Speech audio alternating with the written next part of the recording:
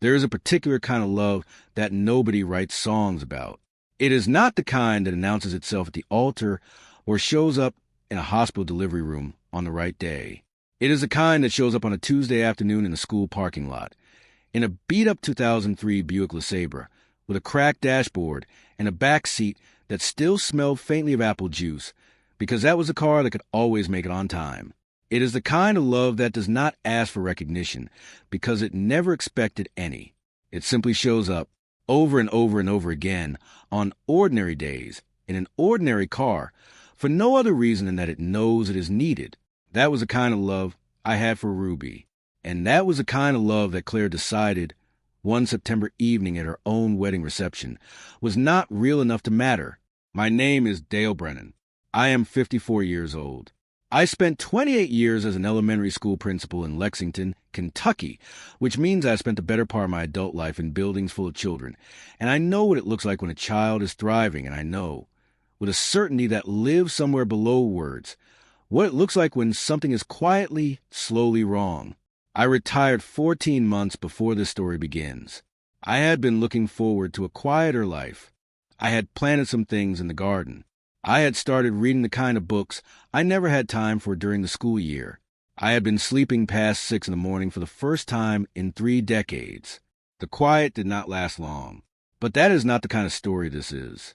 I want to tell you about Ruby first, because without Ruby, none of the rest of this makes any sense at all. Ruby turned 6 in March. She has her father's eyes, my son Nolan's eyes, and her mother's chin, and she has this particular way of running toward you with her arms already extended before she is anywhere close enough for it to be practical, as though the embrace starts in her mind while her feet are still working on catching up. She had been doing that to me since she could walk. She has a stuffed rabbit named Professor Hop that she has carried since she was 3 years old, a floppy-eared brown rabbit that has been laundered approximately 40 times and still travels with her everywhere she is allowed to bring him. Her biological grandfather, Claire's father, a man named Gerald, lives in Scottsdale, Arizona. He has made the trip to Lexington 3 times in Ruby's 6 years of life. Once for her birth, once for Nolan and Claire's engagement party, and once for the wedding, which is exactly where this story starts. Gerald is not a bad man. He is simply the particular kind of man who sends a gift card at Christmas and considers the relationship maintained for another year. That is not a criticism. It is just the geography of how some families work. I was the grandfather who was there. I drove Ruby to her Wednesday speech therapy appointments at the Fayette County Clinic on Alexandria Drive. Every week for 8 months. I was at the kindergarten play in November when she played a talking leaf. And yes, I have the video on my phone. And yes, I have watched it more times than I will ever admit out loud. I was the one who sat in the waiting room at Dr. Allison Mercer's pediatric practice on March 9th at 10:30 in the morning, when Ruby came in with fever of 103.4, and Nolan was 3 hours away on a work trip, and Claire had her phone turned off.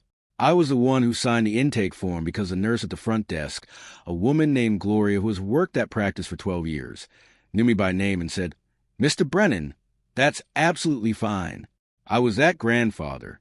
I had been that grandfather for 6 years, without ceremony and without a title, because that is simply what the situation required, and I was the one who was available and willing and present. And then, at 7:42 in the evening on a Saturday in September, at the reception hall on Beaumont Avenue where my son had just married the woman he loved, Claire Whitmore, now Claire Brennan, took me gently by the elbow near the dessert table and walked me approximately 3 steps from the nearest cluster of guests. She was smiling when she said it. "I want you to hold that detail. Dale," she said, "I know you've been very involved with Ruby, and that has been appreciated. But I want to be clear with you going forward about something. You are not her real grandfather. Gerald is.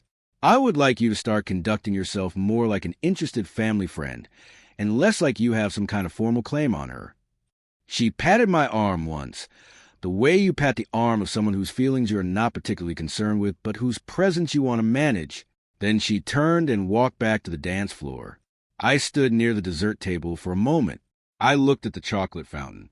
I thought about the Tuesday afternoon 3 years ago when Ruby fell off her bicycle on my driveway, and I held her for 22 minutes while she cried, and she said my name over and over Quietly, the way children say the name of the person they most want. Not Nolan's name. Not Claire's name. Mine. I picked up a small plate. I put a piece of cake on it. I found my seat. I finished my dinner. I am not a dramatic man. I do not make speeches at receptions or demand explanations across flower arrangements and an open bar. I note things. I file them. I wait until I know what I am going to do about them. The drive home took 27 minutes. I did not turn on the radio. I sat with what had been said, the way you sit with a thing you already knew was coming but had not yet heard spoken out loud. Welcome to Quiet House Stories. Get comfortable and remember, the people in these stories had every chance to behave themselves. They just chose wrong. Drop a comment and let me know where you are watching from. Hit that like button and make sure you are subscribed. Trust me, you are going to love it here.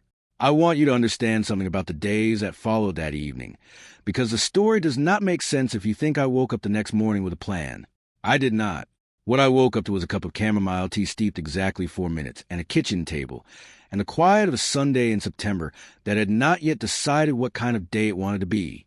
I am, by professional formation, a man who observes before he acts. You spend 28 years in a school building, and you develop an instinct, not dramatic, not emotional, just very precise, for which situations are temporary discomfort and which situations are something else, something that requires attention. You learn the difference between a child having a difficult stretch and a child who is living with a pattern of inattention that has become, through repetition, simply ordinary to them. My file on Claire and Ruby had been building quietly for the better part of a year before that reception hall evening. It started in January. A Tuesday, to be specific.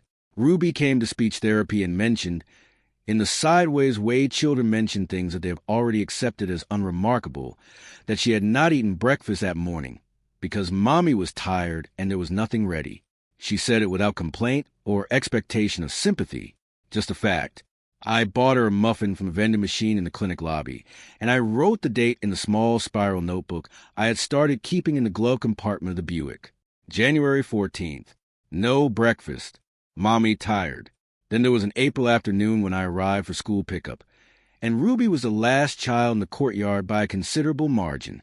Her teacher, Mrs. Gaines, 19 years at that school, the kind of patience you cannot fake, pulled me aside and said in a careful, measured voice, "She has been the last pickup twice this week. Claire has been running late. I am not yet concerned, but I thought someone in the family should know." I wrote it down. April 7th, April 9th. Last pickup both days. The phone calls that went unanswered when I tried confirmed pickup times. The snacks I put in Ruby's backpack that were still in the bag a week later, untouched, with nothing added in their place. The way Ruby would sometimes grip my hand a fraction too tightly when I walked her back to the door of her house, as though she were calculating whether she wanted to let go. By the night of the wedding, that notebook had 14 entries. I will not tell you I had a plan the morning after. I did not. What I had was the tea and the table and the quiet and the rose bushes outside the window that Margaret had planted in 1995 and that were still holding their last blooms of season, which always surprised me at that time of year. She loved that about them. She said they always stayed longer than they were supposed to. I thought about Ruby's face. I thought about the way she reached for me in parking lots. I thought about what Claire had said. Some men spend their whole lives trying to prove they deserve a seat at the table. I spent mine pulling up a chair for anyone who needed one. The interesting thing about Claire's words near the dessert table was not that they stung, though they did, in a way I will not pretend is fully resolved even now. The interesting thing was what they told me that she had not intended to tell me. She had noticed exactly how present I was, and she had decided it needed to stop. You do not push out a person you consider harmless. You push out a person you understand, on some level, is paying attention. I called Dr. Allison Mercer's office at 8:51 on Monday morning. I left a message with the answering service. Then I made a second cup of tea, went out to back garden, and deadhead the roses the way Margaret used to show me, which gave my hand something to do while the rest of me arrived at a decision. There's a thing that happens when you have worked with children for a long time. Not a theory, not a framework, just a practice, quiet attentiveness, where you begin to understand that the most dangerous situations for children are not the dramatic ones. They are the ordinary ones, the ones where each individual moment, taken alone, looks like nothing. A missed breakfast, a late pickup, a cereal bar at 6:45 in the morning on a front step. No single entry in my notebook was, by itself, alarming. That is precisely the problem. Harm that hides in the ordinary does not announce itself. It accumulates, and it accumulates fastest in the lives of children who have already learned to consider it normal. Ruby had learned to consider it normal. I could see that in the way she reported these things to me, not as complaints, not as requests for intervention, but simply as facts about her daily life, the way you report that it rained on Tuesday or that you had macaroni for dinner. She had adjusted to a level of inattention and adapted around it, and that adaptation was, to her, just how mornings sometimes were. I was not willing to let that be just how mornings were. The moment I keep returning to is not the kitchen table that Sunday morning. It is a Wednesday afternoon 11 days after the wedding, one of the last school pickup days I would have for a while. I arrived at the school at 3:05. Ruby came out of the building at 3:14, backpack bouncing, arms already open. I caught her. I held her a moment longer than usual. I breathed in the coconut shampoo. We sat in the Buick before I started the engine. Professor Hop was on her lap. She was telling me about something that happened in art class, something involving glitter and a ceiling tile that she maintained firmly was an accident, though her expression suggested it may not have been entirely unintentional. I was listening. I was also watching the spiral notebook, sitting in the cup holder between us. 14 entries, 14 specific moments I had written down, because I had learned, over a long career, that the difference between a concern and an argument is documentation. I thought about what it would mean for Ruby if I let Claire's 5 words at the dessert table close this chapter. I thought about the cereal bar on the front step at 6:45 in the morning. I thought about the grade of fever I had signed intake forms for, because I was the one who had shown up. I started the car. I said, "Tell me about the glitter situation, Professor." She laughed and explained it in full, highly specific, completely plausible sounding detail. I drove her home. I walked her to the door. I waved to Claire at the entryway. Claire watched me with an expression I filed without comment. That night I sat in the Buick in my own driveway for 11 minutes with the engine off, the notebook on the passenger seat, looking at the porch light and the silhouettes of Margaret's rose bushes against the dark. It was not quite cold enough yet for my breath to show, but close. I thought about Margaret. She would have said, "Dale, you already know. You are simply waiting until you are certain." She was right. She was almost always right about that kind of thing. I was certain. I added a 15th entry to the notebook and went inside. Dr. Mercer called me back on Monday, September 19th, at 10:23 in the morning. She is a careful and precise woman. She has been Ruby's pediatrician since Ruby's first well visit at 8 days old, which means she has a longitudinal view of that child that almost no one else possesses. She did not say anything reckless. What she said was that she had noticed things at Ruby's last 2 appointments that she had been monitoring, and that she was glad I had called, and that she believed a conversation with the appropriate people was warranted. I said I had some notes. She said she would like to see them. We met at her office on Thursday the 22nd at 4:15. I brought the spiral notebook. She read through at her desk, quietly, turning pages slowly. She set it down and looked at me over her reading glasses. "Mr. Brennan," she said, "I want to be straight with you. What I am seeing in your documentation, combined with what I have observed clinically, does not necessarily point to anything criminal, but it describes a pattern of inconsistency and inattention that I believe warrants a formal, closer look. I have a professional obligation to report what concerns me, and I intend to honor it." I said that seemed right to me. She said she wanted me to understand it might complicate things with my family. I said I understood that. She asked if she could make a copy of my notebook entries. I pushed it across the desk. Then I told her about Mrs. Lucy Coleman. Mrs. Lucy Coleman is 81 years old. She has lived on the street directly behind Nolan and Claire's house on Sycamore Lane for 11 years. She takes her walk at 7:15 every morning, and again at 5 every afternoon, rain or shine, with a small silver dog named Biscuit who is, by her own repeated testimony, the most opinionated animal she has ever shared a home with. She goes to bed at 8:30.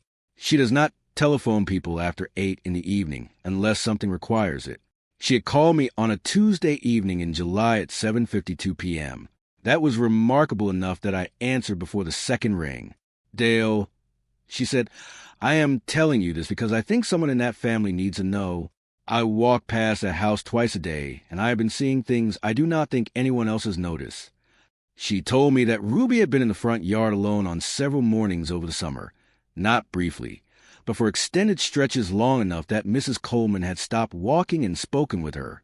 That Ruby seemed fine and cheerful, but it also seemed to consider being alone in the yard as something completely ordinary. That on July 31st, she found Ruby sitting on the front step at 6:45 in the morning in her pajamas, eating a cereal bar she had retrieved herself from the pantry.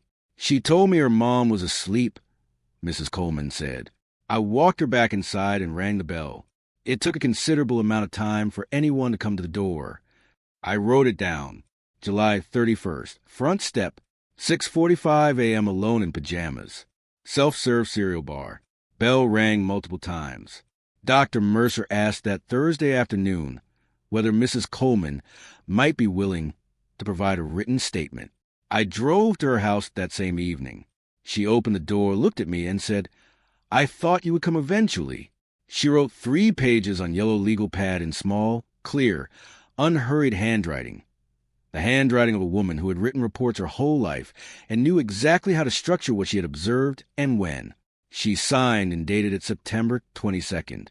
I had it notarized at the UPS store on Richmond Road at 9:10 the following morning. I want to tell you something about my son Nolan, because the story asks more of him than it probably should, and he deserves to be understood clearly. Nolan is 31 years old, and he is a genuinely good man. Patient with people who frustrate him, generous with people who need something from him, and in possession of his mother's particular gift for noticing when someone near him is hurting. He loves Ruby in the specific, hands-on way of a father who is present and paying attention. I have never doubted that. But Nolan also loves Claire with a kind of wholeness that makes clear-eyed observation very difficult. Not because he is naive, because he is loyal, which is a different thing entirely and in many ways more complicated. He trusts what she tells him. He fills in the gaps in her account with the most generous possible interpretation. He is, in short, the kind of husband that most people would consider a considerable virtue, and it is only a problem when the person you are that loyal to is not being entirely honest with you. I do not believe Nolan knew about the mornings. I do not believe he knew about the pickup days that ran late and the speech appointments that were canceled without notice in the March week, when Ruby told me quietly over a grilled cheese sandwich that they had been eating cereal for dinner 3 nights running because Mommy needed a rest. He would have done something about all of that. That is the kind of father he is. The reason he did not know was that Claire had not told him. I did not call Nolan before I called Dr. Mercer. I have thought about that choice many times since. I still believe it was correct. If I had called Nolan, he would have called Claire. Claire would have explained every single item on my list in a way that sounded completely reasonable. The explanations would have landed well, because they would have been delivered to a man who deeply wanted them to be true, and nothing would have changed for Ruby. The right thing and the comfortable thing were not the same thing. That is almost never the case when a child is at the center of it. Patience is the only currency that matters in a long game. The hard part is that you have to spend it before you know precisely what you are purchasing with it. The report was filed by Dr. Mercer's office on September 27th. The Kentucky Cabinet for Health and Family Services assigned a caseworker named Ms. Angela Torres to the case. She was thorough, professional, and careful in the way people are careful when they understand the weight of their work. She called me once, on October 3rd, to confirm 2 specific dates for my notebook. She arrived at Nolan and Claire's house on Sycamore Lane on Friday, October 14th, at 9:30 in the morning. I was not there. I want to be precise about that. I was at my own kitchen table, with a cup of coffee going cold in front of me and the newspaper folded to a page I had not actually been reading, living in the specific low-grade tension of a man who has done the thing he is going to do and is now simply waiting for the world to catch up. What I know about that morning, I learned from 2 sources. From the case summary that was later shared with me, and from Mrs. Coleman, who happened to be on her morning walk when Miss Torres arrived, and who, when Biscuit stopped at that corner the way he sometimes did, simply stood on the sidewalk and watched. Claire answered the door at 9:34 in a bathrobe. Ruby was at school. Miss Torres introduced herself, identified the agency, explained the purpose of the visit in plain language, and asked if she could come inside. Claire said, "Who filed this?" Ms. Torres said she was not at liberty to share that information. Claire said, "This is harassment." Ms. Torres said she understood this was unexpected and that no accusation had been made, and that the purpose of the visit was simply to speak with her and satisfy the agency's obligation to verify Ruby's well-being. She was holding a folder. The folder was 47 pages long. Mrs. Coleman told me later that she had watched Claire standing in the doorway and Miss Torres on the step below her, and that at some point Claire's expression had changed in a way that was difficult to name precisely, but unmistakable to someone who had been watching people for 8 decades. It was the expression of someone who has just understood that they have been seen. Not caught, seen. Claire stepped back and let Miss Torres inside. The visit lasted 1 hour and 40 minutes. Nolan called me at 2:17 that afternoon. He was not angry. I want you to understand that clearly because it is important to the shape of what came next. He was confused and he was hurt, and he was somewhere at the very beginning of an understanding that had not fully formed yet, which carries its own particular weight and is in some ways harder than anger because it does not have a clean direction. "Dad," he said, "Claire says you filed a report with CPS." I said I had given information to Dr. Mercer that she had asked for. Dr. Mercer had made the report. He was quiet. Then, "Why did you not come to me first?" I said, "Because if I had come to you first, you would have gone to Claire, and Claire would have explained everything, and you would have believed her, because that is who you are, and nothing would have changed for Ruby." A longer silence. "Is Ruby okay?" he said. "Ruby is fine," I said. "Ruby has always been fine when I was there. I was trying to make sure someone with authority was checking on the times I was not."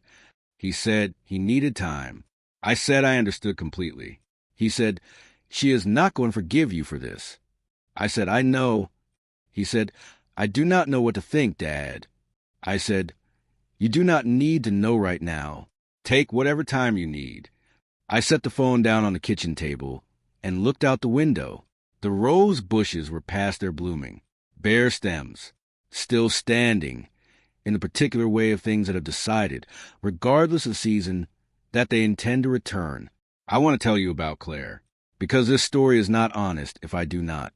My neighbor Catherine, a retired family counselor who had moved to my street 6 years ago and become, gradually and without ceremony, someone I trusted, sat with me on my porch about a week after the CPS visit. I told her some of what had happened. She listened in the complete, unhurried way that only comes from decades of professional practice. When I finished, she said, "People who were not adequately cared for when they were small sometimes struggle, genuinely and without wanting to adequately care for other people. Not because they do not love them, because they have never had a clear model for what it actually looks like."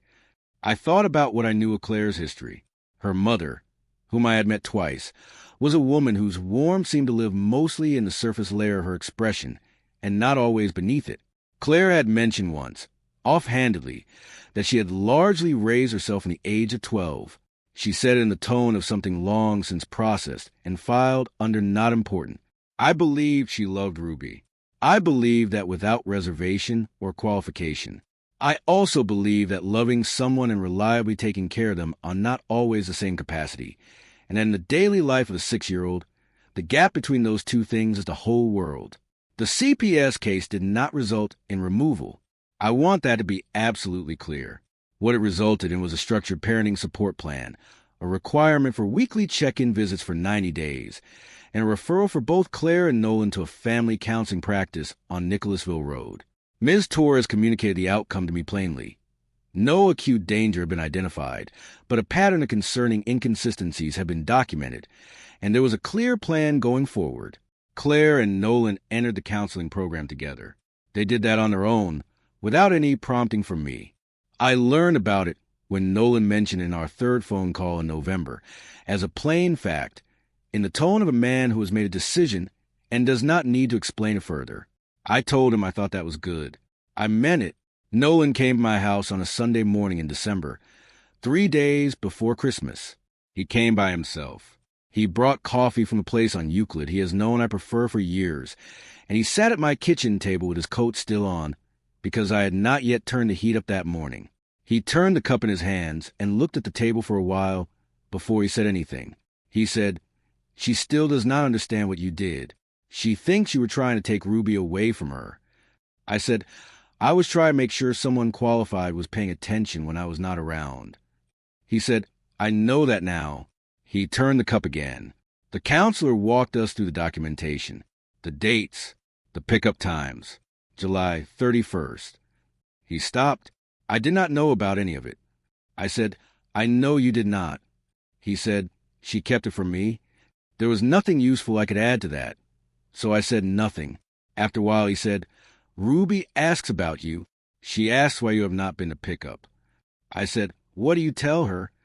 "I tell her you've been busy, but that you miss her very much." He looked up at me. "Do you miss her?" "Every Tuesday," I said. "Every Wednesday. Every time I drive down Alexandria Drive and past that clinic." He nodded. He looked at his cup. "Claire's not ready," he said. "I honestly do not know when she will be." I said, "That is all right." He said, "Is it actually all right, Dad?" I sat with that for a real moment. I thought about what it cost. The weekly drives I no longer made. The weight of a small girl with a stuffed rabbit. The particular shape of the absence, which is different from other kinds because it is the absence of something still ongoing, something that has not ended, only paused. "No," I said, "it is not all right, but it is what is real, and I can live with what is real." He stayed an hour and a half. We talked about other things. The Buick, which needed a new alternator and was going to be expensive about it. The garden. Whether the roses were going to come back in April. I said they would. They always did.